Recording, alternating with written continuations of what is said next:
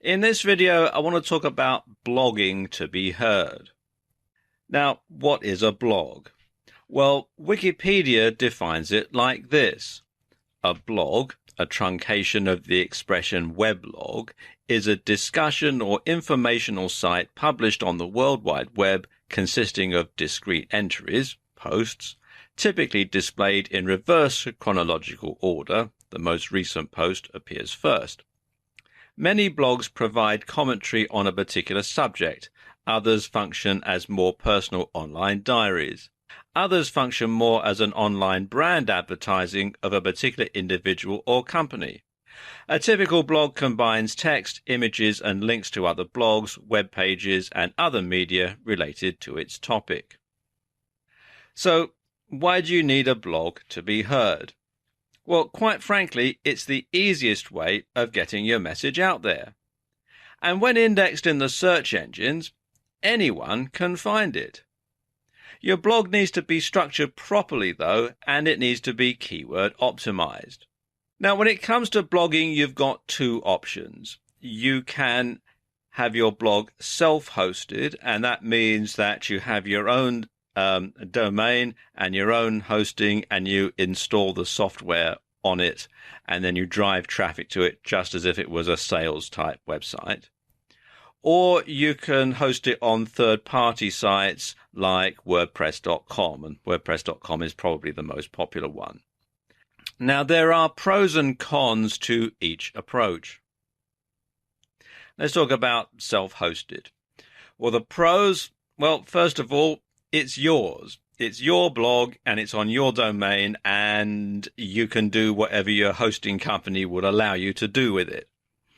You can have your own domain, which means that it's much easier for people to remember it, and you can personalize it with plugins, so you can have things like your latest tweets showing in a sidebar and that sort of thing.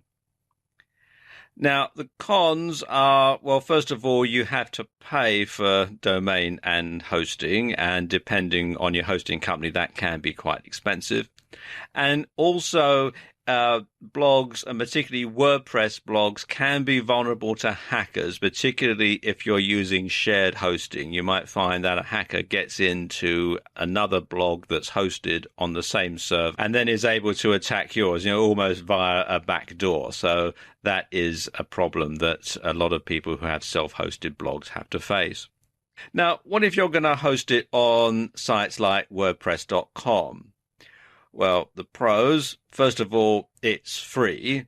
You might have to pay extra for a domain name if you want a domain name, just like you would if it was your own self-hosted blog. You can actually have your own domain name, but they do charge extra for that, and quite substantially more than you would pay to have your own domain name if it was on your own hosting. But they do have bulletproof security. I mean, the good people at WordPress are very good at making sure that the bad guys don't get in. So your chances of being hacked on WordPress.com are much lower than they would be if you have it on your own hosting. And blogs on WordPress.com get indexed very quickly. The spiders from Google and other search engines visit the site several times a day, and you can find that your blog itself and the posts that you put on your blog do get indexed very quickly indeed. And the cons, well, first of all, it's not yours, so it can be pulled without notice. So if it's on a subject that WordPress don't like, or if you do something that they don't like that maybe violates one of their terms and conditions, and some of the terms and conditions and terms of service can be quite onerous, they can pull it without notice and without recourse, and that's it, your blog is gone. So that's a big downside to doing it this way.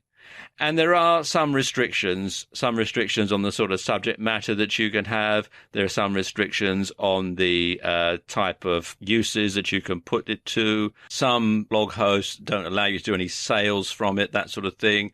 And some blog hosts, not necessarily WordPress.com, but some blog hosts will also put AdSense advertising on your blog that they get all the proceeds from. So there are pros and cons to having it hosted on a third-party site.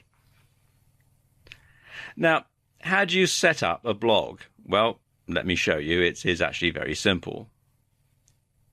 I'm going to use WordPresscom for this demonstration. Be sure to come to WordPress.com, not WordPress.org. WordPress.org is where you can download the software and install it on your own website. So you come to WordPress.com and you click here where it says Create Website.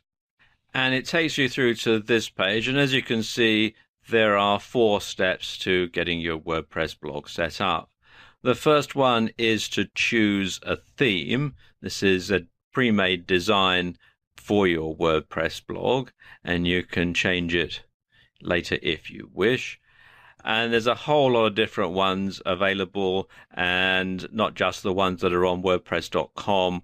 You can get some ready-made. You can get people to custom design you a WordPress theme. There are websites online where you can develop your own WordPress theme. So it is very, very flexible in that respect. So let's see. Let's have this one here, Coles. So I'll click on that. It says pick. And then you want to find a domain. Now, when you have WordPress.com, you can have your own domain redirect to it. It costs extra to map it to this particular site.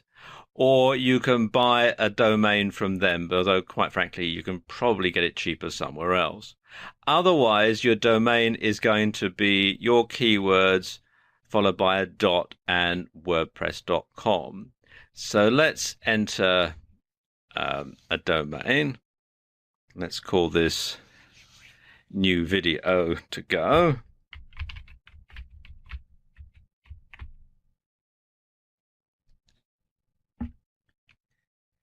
And I can have it new video to go.wordpress.com for free, or I can have all these other versions for an extra cost. Now, I'm in the UK, so it's giving the prices in pounds sterling. If you're in another country, it will show it in your local currency. I'm just going to stick with the free version for this demonstration, so we'll click on Select. And then you pick the hosting plan. The free one is, as you can see, just the very basic one. It's a WordPress site loaded with powerful features, 3 gigabytes of storage space, and support from the WordPress community. For £85 a year, you've got all these extra ones, and for $250, you've got all these extra add-ons as well. I'm just going to stick with the free version for this demonstration, so select free plan. Then you need to add your email address, username, and password. So let me just pause the video while I do that. Okay, I've done that. And now what I have to do is agree to the terms of service and click here to create my account. And it says it's creating the account, adding the theme, free plan selected. And there we go. And I don't want Chrome to save this password. So now this takes you into the WordPress dashboard. You've got the stats, the plan. You can add your blog posts or pages. You can change the themes. You can change the menu. You can configure it all sorts of different ways. What I'll just show you here is how you can add a new blog post, which is to click here on Add. Now it's also asking me to verify my email address. What you'll have to do when you sign up is they will send you an activation email. and then you click on the link in it to validate your email address. Your blog site won't actually show until you do that, but you can still get everything set up ahead of time. Okay, let's type in a title for our first post. Let's call it My First Post. And then you can just simply type away.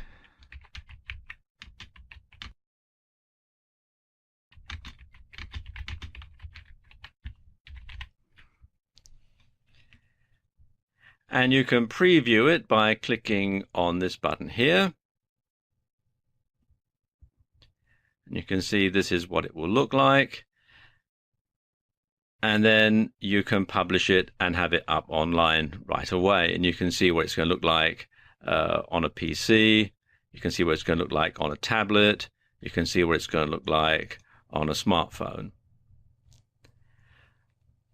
And of course, one thing about having your blog hosted on WordPresscom is it does get indexed very quickly. So you can get your site out there and get heard much more quickly than by other means. So there's pros and cons to both, like I was saying earlier on.